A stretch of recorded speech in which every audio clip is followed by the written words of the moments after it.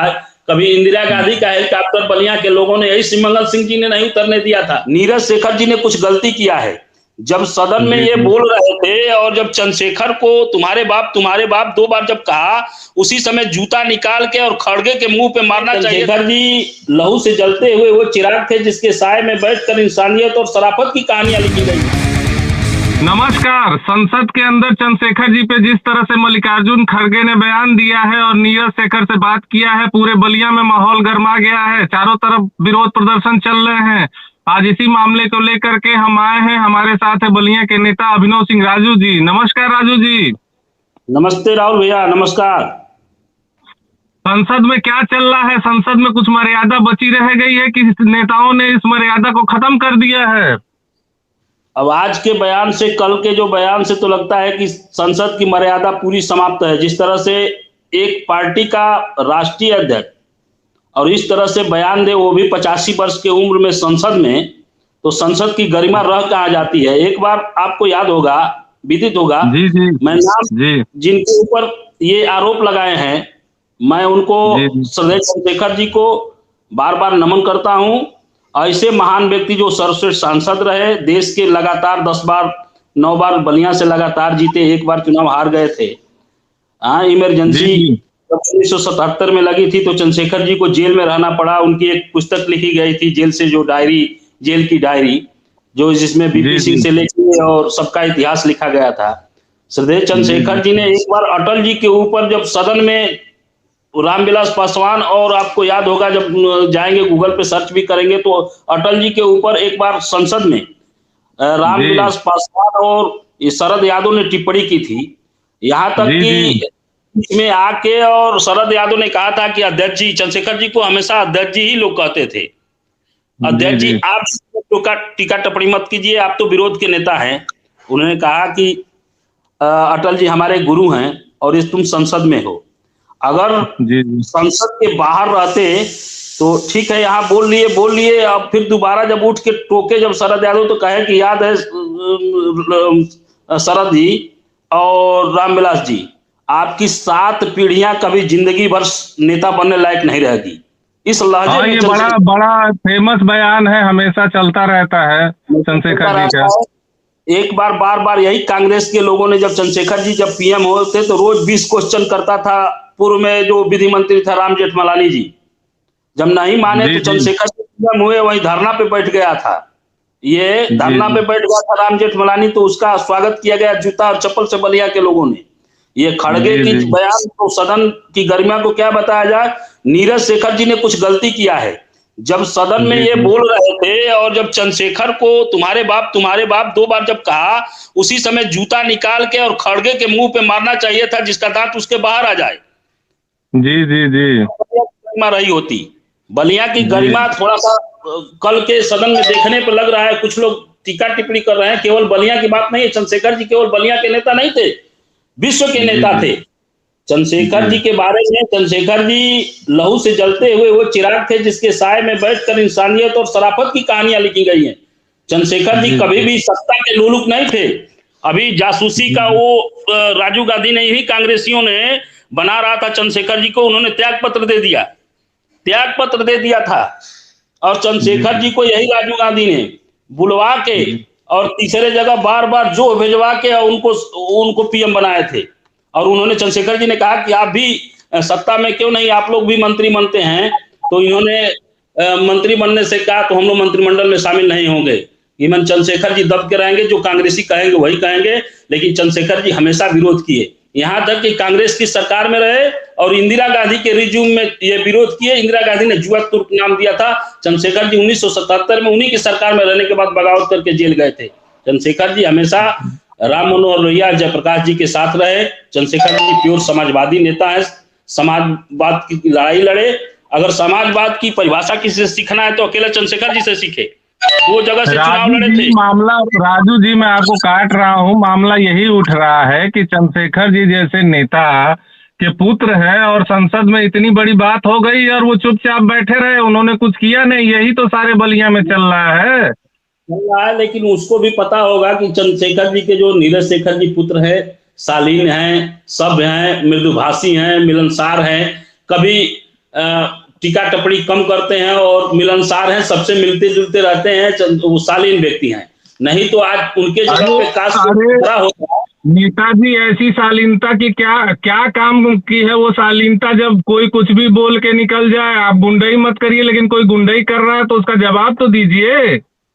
उसीलिए मैं कह रहा हूं कि अगर काश कोई नीरज शेखर जी के जगह पे कोई दूसरा होता और इस तरह से टिप्पणी किया होता तो शायद उसका जूता सीधे उसके मुंह पे जाके गिरता, जिसका दांत बाहर आ जाता।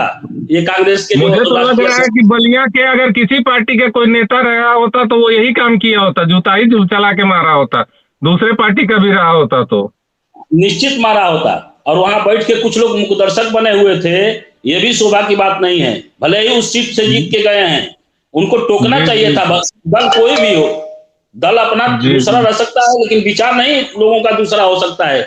विचार एक होना चाहिए। जब कोई भी राष्ट्रीय नेता, और वो भी सदन में नहीं है, सदन से बाहर है, भगवान को प्यारा हो गया है, उसके खिलाफ किसी तरह की टिप्पणी हो तो इससे बुरा क्या हो सकता है?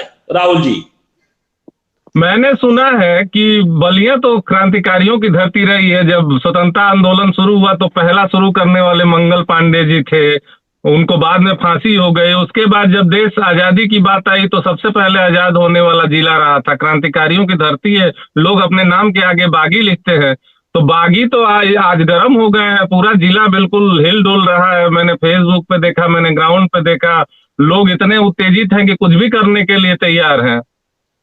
राहुल जी, बलिया 1857 में क्रांति का बिगुल फूका था और 1947 में देश आजाद हुआ था, 90 साल बाद।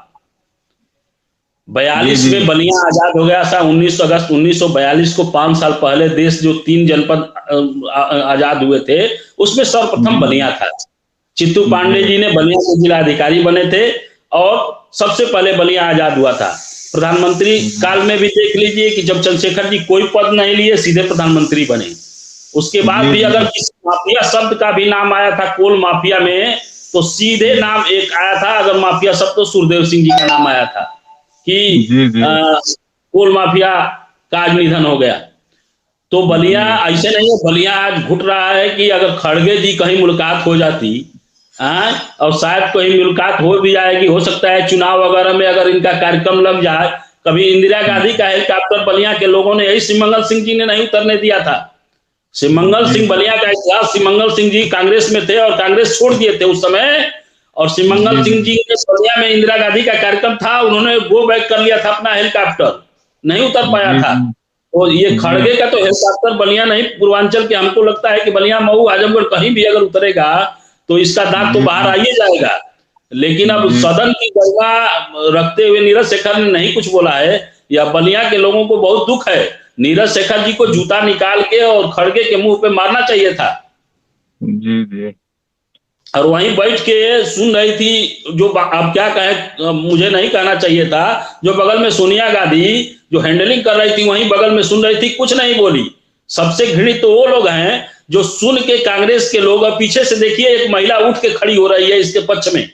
इसके पक्ष में न जाने कौन सा उसको गोल्ड मेडलिस्ट मिलना है कि कोई पीछे से गाली दे और पीछे से हुटिंग कर रही है।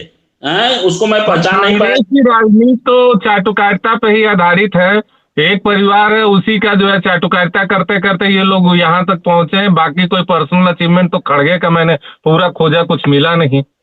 यही इनका अचीवमेंट रहा है।